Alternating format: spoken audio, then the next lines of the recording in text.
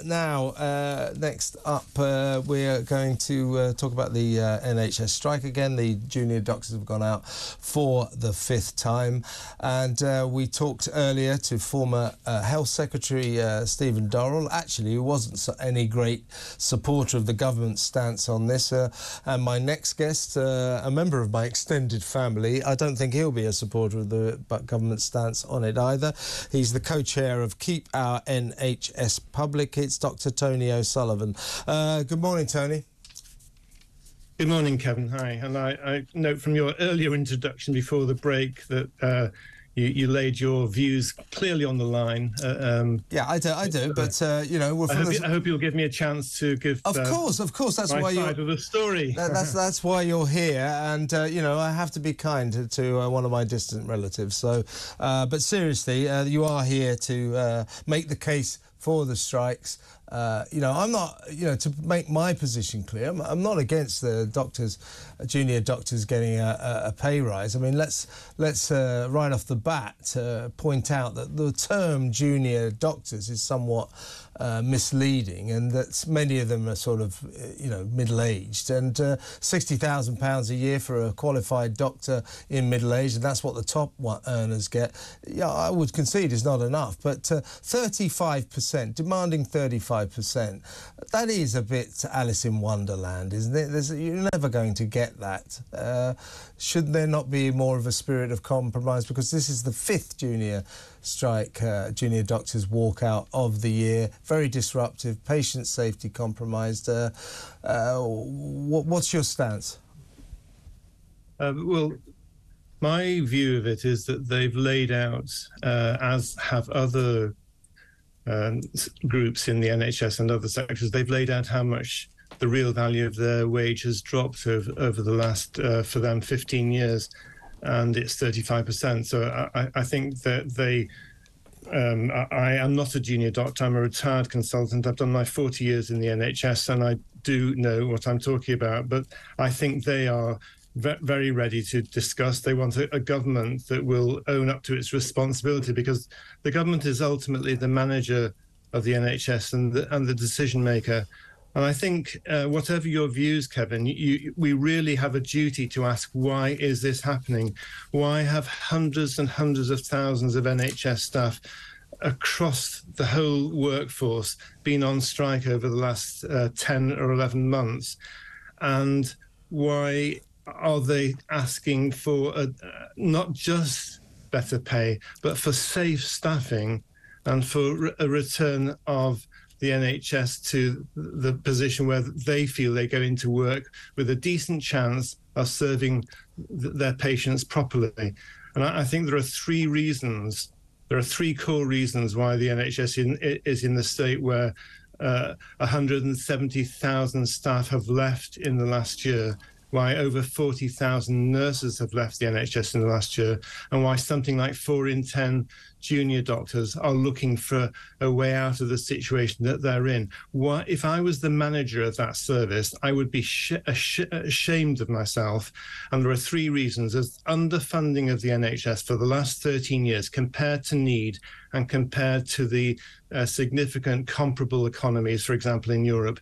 There's been no workforce plan of any integrity until most recently, despite the fact that everybody, all the health think tanks, everybody has been saying there's a growing crisis of workforce numbers and workforce demoralization. And the third thing, despite what you say, the government has been diverting billions of pounds into the private sector preferentially, rather than building the NHS back to the safe service that it was in 2010 and including up to 2015, really, until after 5 years of austerity at that point, the wheels were starting to come off the NHS. And there have been dire warnings from all angles, from all across the political spectrum.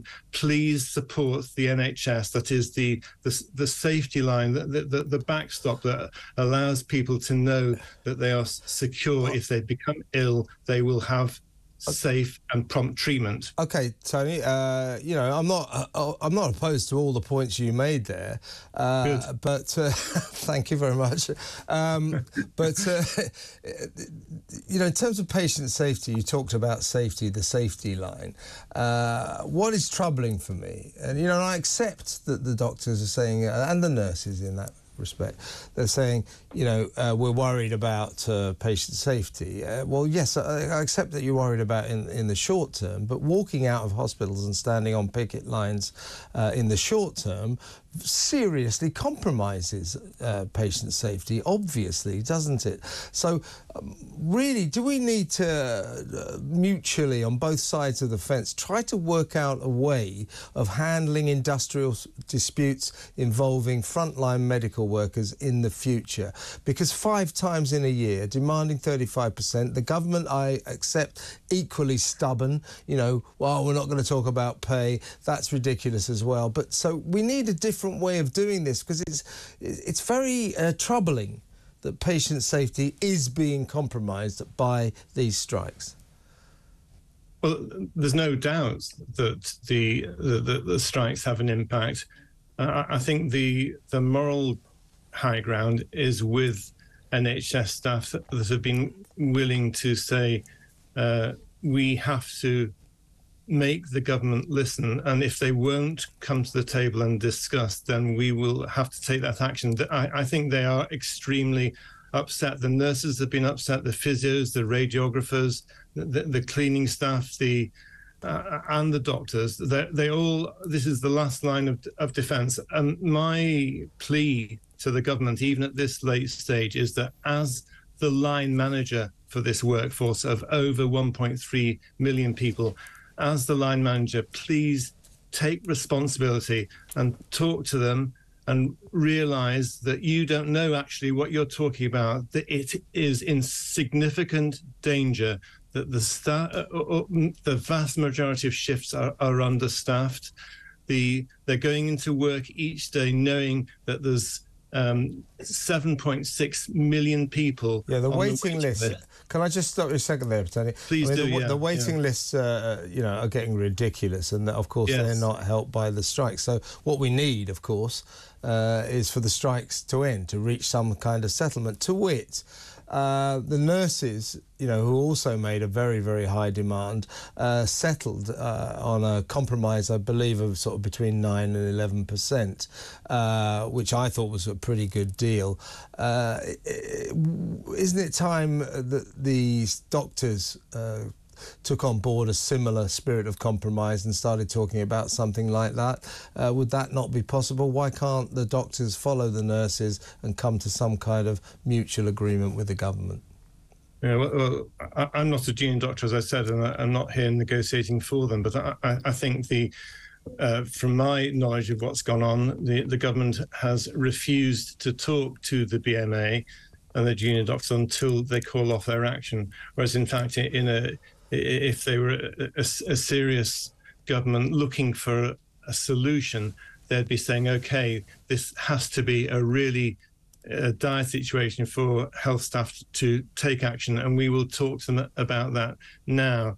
And of course, the waiting lists are affected by strikes. There's no doubt about that. But you know and I know that the waiting lists were 4.5 million in February 2020, before COVID struck, and they've been going up inexorably since then. So the strikes have had an impact, but they've had numerically they've had a minimal impact. And the government target for hitting the waiting list is actually failing. And although the figures for 2-year waits have gone down and 18 months have gone down, the overall numbers, you know, those that are waiting 17 months or 16 months, those are actually going up. It's time that the government took responsibility for the workforce, respected public service, stopped hemorrhaging money from the NHS into the private sector, reopened the NHS wards that are closed, the theatres that are closed, and stopped promoting the private sector where the only source of staff is from trained NHS workers. Dr. Tony O'Sullivan, I knew you'd be a credit to the family. Two O'Sullivans are pretty much getting on unexpectedly well. Thank you very much for your time. Tony O'Sullivan, co-chair of Keep Our NHS Public. Is he right? Is it all down to the government? Do you support these doctors in their ongoing demands for a ridiculous 35%?